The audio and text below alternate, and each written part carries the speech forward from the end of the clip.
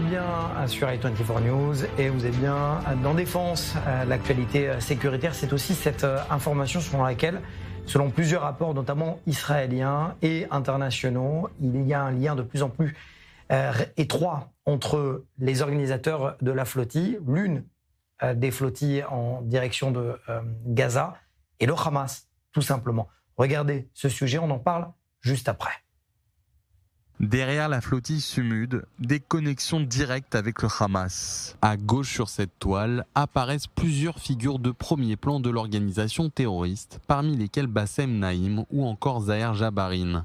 Et à droite de l'image figure Saïf Aboukeshk, membre du comité directeur et porte-parole de la flottille. Dans ce rapport, le ministère israélien de la diaspora affirme avoir levé le voile sur un vaste réseau reliant la flottille Sumud, dite humanitaire, au Hamas. D'origine palestinienne, Saïf Aboukeshk a été arrêté par les autorités égyptiennes en juin 2025. Il dirigeait la campagne Marche vers Gaza aux côtés de Yahya Sarri, religieux influent des frères musulmans en Algérie, présenté comme proche du Hamas. En 2022, Yahya Sarri participait à une conférence en Algérie aux côtés de hauts responsables du Hamas, dont Zaher Jabarin et Osama Hamdan. 2 ans plus tard, il rencontrait Bassem Naïm, chef du département des relations internationales du Hamas. Cette rencontre a ouvert la voie à la collaboration de Sarri avec des campagnes destinées à servir le Hamas, la marche vers Gaza et la flottille mondiale Soumoud. Les révélations ne s'arrêtent pas là. Le rapport du ministère cite également Marwan Ben Ghetaya, participant à la flottille, qui a entretenu des contacts étroits avec Yahya Sarri. Mohamed Nadir Al-Nouri, activiste malaisien, fondateur de projet gazaoui sous contrôle du Hamas. Wael Nawar, membre du comité de la flottille, qui a documenté des réunions avec des représentants du Hamas. Les conclusions du ministère de la diaspora sont sans appel. La flottille Sumud n'est autre qu'un outil de propagande pour les djihadistes du Hamas. Les députés européens qui montent à bord de ces navires devraient se demander: défendez-vous la paix ou cautionnez-vous le terrorisme? Partie de Barcelone le 31 août, la flottille devrait pénétrer dans les eaux territoriales israéliennes d'ici une dizaine de jours. Dalia Ziada, vous êtes toujours avec nous. Ça vous surprend? Ça vous choque? Ça vous met en colère, ce type d'information?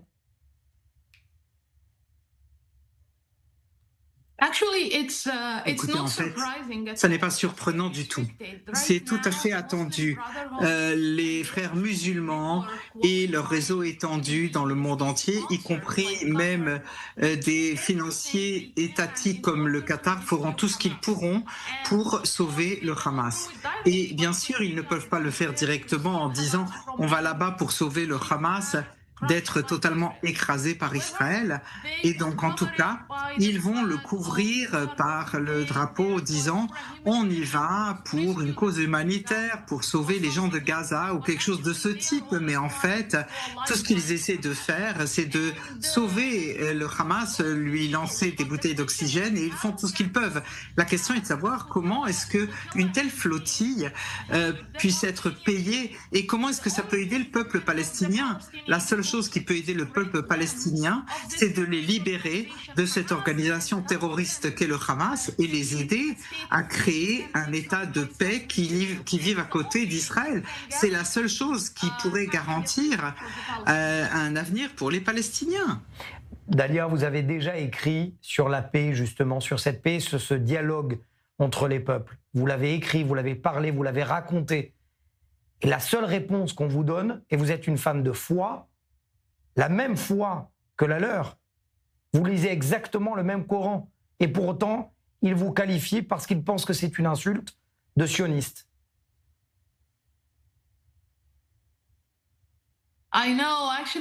Mais oui, je sais. Écoutez, c'est drôle que le mot sioniste, bien que ce soit un mot noble, un bon mot, c'est simplement le soutien à des personnes au droit à l'existence, le droit du peuple d'Israël à exister. Je crois que c'est totalement invraisemblable. On n'a même pas besoin de défendre cela. En tout cas, parmi les gens que je connais, les Arabes, les musulmans, c'est une insulte.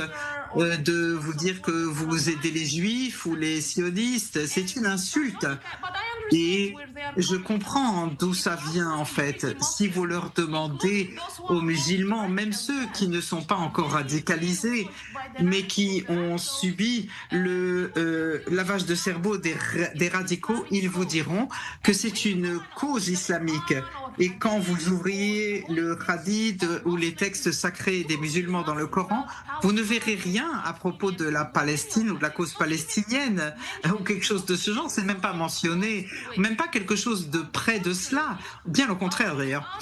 Notre Coran est plein d'histoires de Israël, Bano Israël, c'est-à-dire les enfants d'Israël, sur le peuple d'Israël, sur leur droit à cette terre, sur leur immigration de l'Égypte vers cette terre et toute l'histoire juive que nous avons appris. Mais en fait, les gens ont tendance à oublier ça et ne se concentrent que sur le narratif islamiste radical qui parle de la cause palestinienne, entre guillemets, comme une cause islamique.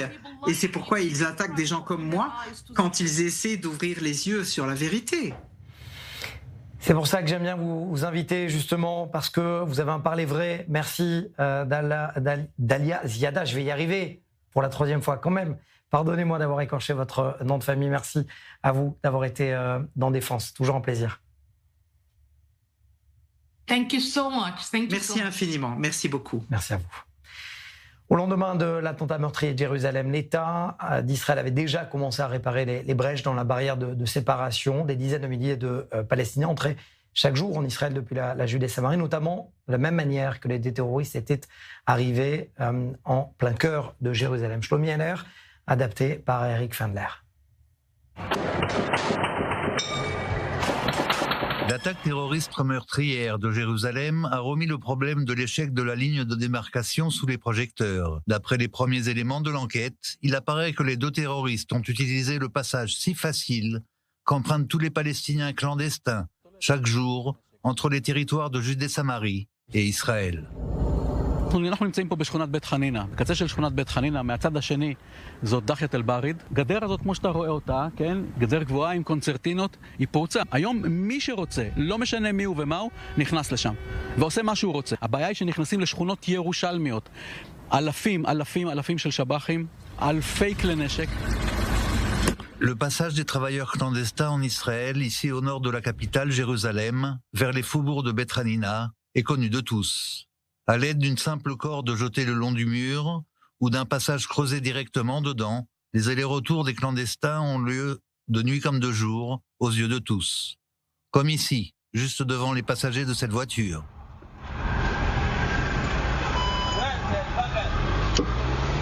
היא מספקת ביטחון לאויב בלבד. היא לא מספקת לנו בתיכון.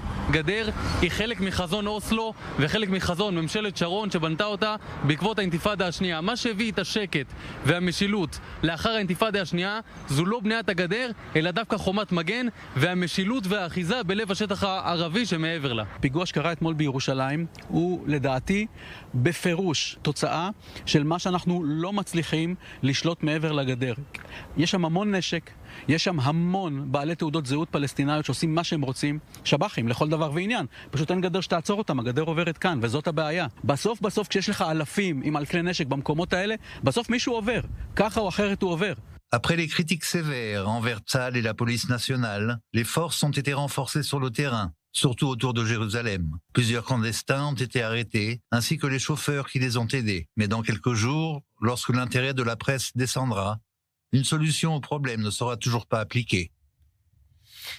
En attendant, l'actualité, c'est aussi en Europe, ces déclarations du Premier ministre polonais, Donald Tusk. Aujourd'hui, il a dit qu'aucun pays ne devrait attaquer des pays de l'Alliance, en référence bien évidemment aux attaques de drones russes. On l'écoute, on en parle juste après.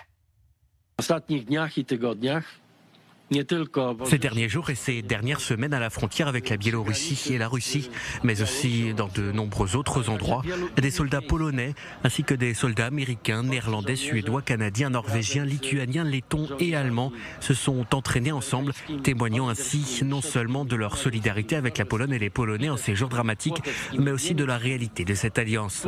Et comme depuis des années, aujourd'hui et demain, personne ne doit oser attaquer aucun des pays de l'Alliance, y compris notre patrie.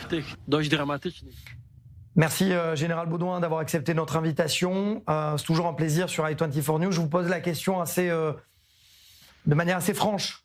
C'est un accident de route des Russes ou c'est délibéré ? C'est évidemment délibéré. Je pense que les Russes testent l'OTAN. Ce que nous pouvons constater, c'est qu'effectivement, si les Ukrainiens, à marche forcée pendant 3 ans, ont réussi à développer de façon assez remarquable la meilleure défense anti-drone au monde, l'Europe n'a pas suivi. Et il y a, je crois, 3 ans de perdus et irrémédiablement perdus. 2022 fut le choc pour l'Europe de redécouvrir une guerre de haute intensité à ses frontières. 2024, on a vu une Europe rassurée parce qu'en fait, les Ukrainiens contenaient les Russes et que le président Biden était là pour assurer quelque part une couverture américaine pour l'OTAN, même s'il ne mettait pas de bottes grandes.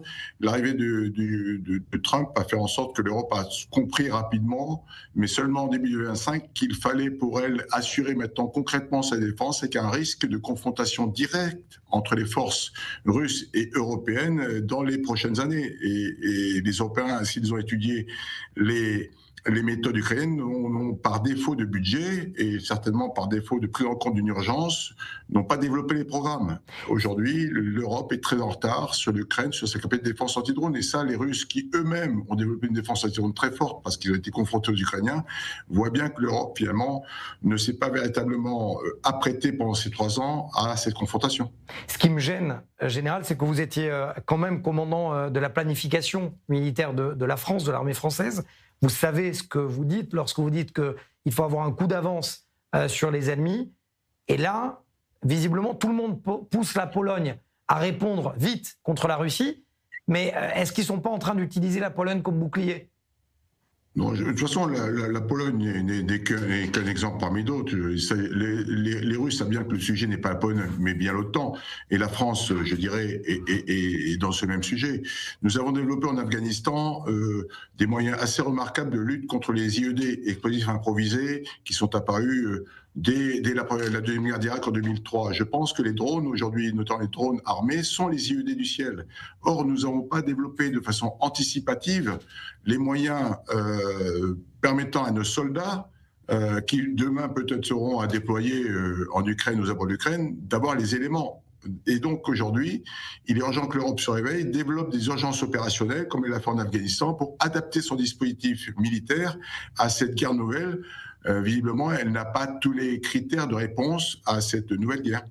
En gros, pour être cliché, pour être simple, et pour faire simple, est-ce que, à force de répéter qu'il faut montrer les muscles face à Vladimir Poutine, est-ce qu'on n'est pas en train de se brûler les ailes du côté de l'Europe ? Je dirais simplement, c'est que le président Macron l'a dit, maintenant il faut que ça rentre en action. Pour être fort, il faut être craint. Je pense que l'Europe reste un peu encore sur la préparation de grands systèmes 2040 et devrait plutôt se préoccuper d'une possible confrontation directe d'ici 2030 et donc développer dès maintenant des systèmes adaptés. Pour cela, envisager l'idée de faire des moratoires sur les grands programmes qui doivent trouver le jour en 2040-45 pour dériver l'argent très immédiatement et dès maintenant, je dirais les mois comptent, pour développer des systèmes qui seront effectivement livrés aux forces. Si nous devons développer déployer des brigades en Ukraine ou proches de l'Ukraine, elles doivent être équipées aux standards ukrainiens, nous en sommes loin, et les mois comptent pour pouvoir très vite développer ces moyens. Je vous repose la question de manière très, très claire aussi. Est-ce qu'on va vers une guerre Russie-Union européenne ou pas ? Pas forcément, les Russes n'ont pas. Je pense personnellement que les Russes n'ont pas d'intérêt à développer une guerre complète. Et il est certain qu'on peut penser que les Russes ont des visées sur les populations plutôt russophones qu'on peut trouver dans certains pays. Ils voudront ramener ces populations russophones dans le giron de la Russie. C'est certainement ce que se fixe la Russie. Ça veut dire simplement que l'Europe est en mesure d'appuyer ces pays qui sont soit de l'OTAN, soit proches de l'OTAN, je pense à Moldavie, pour pouvoir être crédible dans une dissuasion conventionnelle de la Russie, c'est-à-dire être équipé des moyens. Bien évidemment, nous savons que nous avons l'arme nucléaire dans des moyens assez difficiles, mais on sait bien que tout ça risque de se situer en deçà du seuil nucléaire. Et donc, il nous faut développer des armées qui, aujourd'hui, soient équipées comme nous le voyons à la télévision, quand on voit les conflits ukrainiens-Russie, et nos armées ne sont pas prêtes tout à fait à ça aujourd'hui. Le message est lancé, peut-être que des dirigeants vous écouteront. Merci, Général Charles Baudouin, d'avoir été dans Défense. Merci à vous. Merci. Dernier sujet traité dans cette émission de Défense, la guerre cybernétique, et notamment l'Iran. Encore une fois, des acteurs israéliens se sont fait piéger par l'envoi de mails. Certaines données personnelles ont même été volées, des menaces ont été envoyées. Océane Nicole, on en parle juste après avec un expert du renseignement et du cyber-renseignement qui viendra nous raconter justement cette déclaration de guerre cybernétique lancée par l'Iran. La cible de cette nouvelle cyberattaque, des acteurs israéliens. Au total, ils sont des dizaines à avoir été piégés après l'envoi de plusieurs mails. Les cybercriminels se sont fait passer pour l'équipe de Harry Pullman, un réalisateur israélien. Dans le message, ils ont demandé aux destinataires des données personnelles pour le casting d'un nouveau film. Les cybercriminels réclamaient des vidéos d'audition accompagnées d'informations personnelles sensibles, notamment des photos de cartes d'identité, de passeports et des adresses de domicile. Le commandement national de la cybersécurité assure que plusieurs acteurs ont été piégés et ont transmis des informations confidentielles. Certains comédiens ont même reçu un autre message avec le nom de l'expéditeur, les gardiens de la Révolution. Il y a quelque temps, j'ai reçu un email qui parlait d'un nouveau projet du célèbre réalisateur Harry Pullman. Quelque chose m'a semblé suspect car c'était trop beau pour être vrai. J'ai ensuite reçu plusieurs autres mails, dont l'un pour me remercier de ma coopération. Il était signé par les gardiens de la Révolution qui m'invitaient à une vie de luxe à Téhéran. Cette cyberattaque ne s'est pas arrêtée au vol de données. Certaines victimes ont ensuite reçu des messages de menaces. L'Iran tente par tous les moyens d'attaquer et de s'en prendre à des civils israéliens. Les cyberattaques sont privilégiées par Téhéran. Israël appelle ses citoyens à la vigilance. Jérémy Makowski, merci d'être avec nous. Vous êtes expert en cyber-renseignement, c'est un officier des cyber-renseignements du département de la police et de l'armée israélienne. Merci à vous d'être avec nous dans Défense. Je vous pose la question, mais je connais la réponse, mais si on vous avait invité à Téhéran, un même type de mail, vous serez allé ou pas? Ah non, certainement pas, non. Certainement pas. Certainement pas. Comment, à quel moment les cyber-hackers iraniens se sont dit que ça va marcher et que les acteurs israéliens vont cliquer? Alors, bonsoir Mathias, tout d'abord merci de m'inviter. Alors il faut savoir que l'Iran, on va dire plus précisément le corps des gardiens de la Révolution, ainsi que le ministère des Renseignements, ils mènent régulièrement effectivement des campagnes d'opérations cyber contre Israël. On va un peu dégrossir les choses. Alors en général, ces cybercampagnes, elles se classent en 4 catégories. Tout d'abord, on a tout ce qui est l'ingénierie sociale et les campagnes de phishing, ce dont vous parliez. C'est-à-dire qu'ils vont collecter des informations et cibler des personnes en particulier. Ça peut être des hommes politiques, des hauts gradés militaires, des acteurs, des sportifs, et ils vont essayer de leur envoyer des liens frauduleux. Ensuite, on a tout ce qui est campagne de hacking, c'est-à-dire piratage de bases de données. On a pu le voir aussi dans le passé, gouvernemental, de sociétés d'armement ou de compagnies privées, et le déploiement aussi de logiciels malveillants. On a aussi tout ce qui est campagne de recrutement à travers les applications de messagerie cryptée comme Telegram. On en a parlé il y a quelques mois. Beaucoup recrutent en tout cas tentent de recruter des Israéliens pour commettre des actes d'espionnage ou criminels. Et enfin aussi, on a tout ce qui est désinformation. et manipulation. Et en fait, voilà, ils misent beaucoup là-dessus sur la manipulation psychologique envers les Israéliens.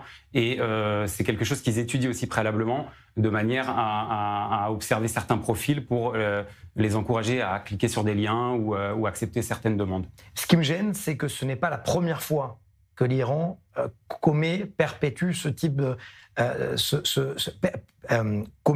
type d'attaque. Ce qui me gêne, c'est que visiblement les campagnes de sensibilisation ne marchent pas, ne fonctionnent pas.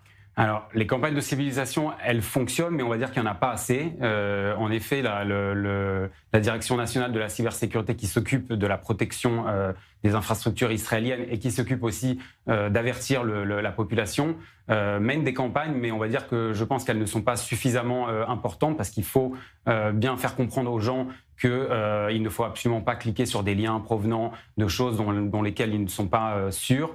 Il faut bien faire attention. Parfois, avec une simple petite recherche, on peut vite se rendre compte que ça vient d'un faux site web ou que la personne n'existe pas ou que le lien est un lien corrompu. Maintenant, oui, il faut en fait faire aussi tout un travail de prévention auprès de la population israélienne qui est très important, voire même plus important parfois que d'utiliser certains systèmes pour détecter certaines campagnes. Ce qui se passe, ce type d'opération, est-ce qu'elles viennent directement du territoire iranien ou ce sont des hackers pro-iraniens qui sont un petit peu déployés dans le monde? Alors, il y a de tout. En fait, il y a d'abord, comme je le disais en début, il y a les gardiens de la Révolution et le ministère du Renseignement, qui sont deux grosses entités en Iran avec des unités cyber qui, eux, donc, sont, on va dire, directement sur place. Qui, malgré la guerre de 12 jours, malgré l'économie qui est catastrophique en Iran, parviennent quand même à travailler. Tout à fait. Alors, et je vais vous expliquer pourquoi. C'est très simple, c'est que depuis quelques années, l'Iran mène une politique au niveau cyber d'investissement minimum. C'est-à-dire qu'ils ne vont pas chercher à investir beaucoup d'argent, à développer des gros logiciels ou quelque chose de très compliqué. Ils vont juste créer de nombreux faux sites. Ils vont utiliser par exemple des serveurs qui sont déjà piratés dans le monde pour lancer leurs attaques.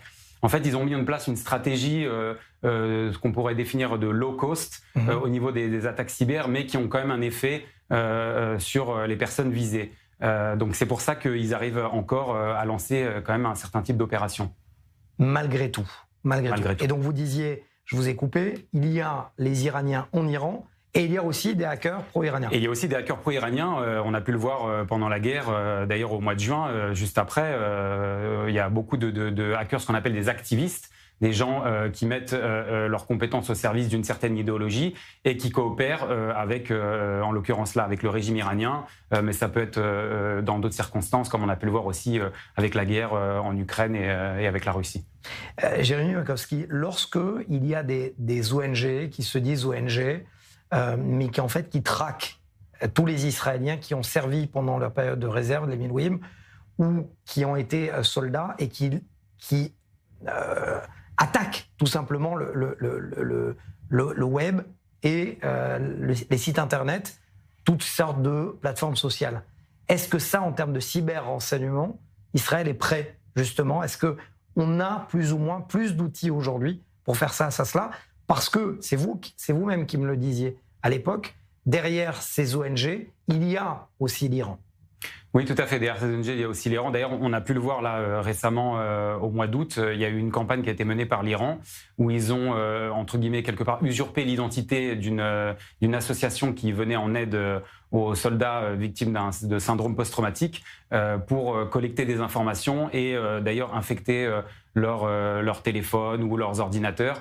Donc maintenant, Israël se développe de plus en plus au niveau cyber et grâce aussi à l'intelligence artificielle. Parce qu'il faut savoir aussi que de l'autre côté, eux aussi utilisent l'intelligence artificielle pour créer des campagnes, pour améliorer l'efficacité de leurs attaques. Mais du côté israélien aussi, on est assez à la pointe dans ce domaine et l'intelligence artificielle ainsi que d'autres outils sont aussi quand même utilisés pour détecter ce genre de campagne. Donc en gros, en fait, il y a ce film, c'est une journée sans fin, c'est une guerre sans fin. Alors, je ne sais pas si on peut dire que c'est une guerre sans fin, mais en tout cas, c'est pas une guerre qui va s'arrêter demain, malheureusement. La guerre dans le domaine cyber, c'est quelque chose qui évolue de manière constante. Et avec l'avancée des technologies, je pense qu'on va même faire un move vers une guerre qui sera peut-être dans le futur quasiment liée à ces nouvelles technologies, clairement. Peu importe où on se trouve. C'est-à-dire que même si, et j'extrapole, mais même si les gardiens de la révolution ou le régime iranien tombent, il y aura quand même des sympathisants qui continueront Tout à fait. à attaquer comme ces acteurs ont été attaqués. Tout à fait, comme avec d'autres organisations, comme on a pu le voir avec le Hamas, avec le Hezbollah, même si leurs capacités sont grandement, voire quasiment réduites, en tout cas en termes de cyber, on peut voir quand même qu'il y a toujours des partisans qui continuent à lancer des cyberattaques. Rapidement, ça sera ma dernière question. Vous allez souvent en Europe. Est-ce qu'aujourd'hui, vous pouvez être un expert du cyberrenseignement israélien en Europe ? Alors, je le suis de par le fait, puisque je suis franco-israélien, mais ce que vous entendez, est-ce que c'est facile ? Est-ce que vous arrivez à travailler encore ? Est-ce que j'arrive à travailler ? Pour l'instant, j'arrive à travailler. Voilà, de par mon expertise, de par mes années d'expérience. Maintenant, on verra la suite. La suite me dira, on verra ce qui se passe, mais pour l'instant, oui, j'arrive à travailler. Merci, Jérémy Makowski, c'est toujours un plaisir de vous avoir avec nous dans Défense, et on vous souhaite de continuer à travailler. Voilà, c'est la fin de ce Défense. On se retrouve très rapidement sur l'antenne d'I24 News. L'information continue.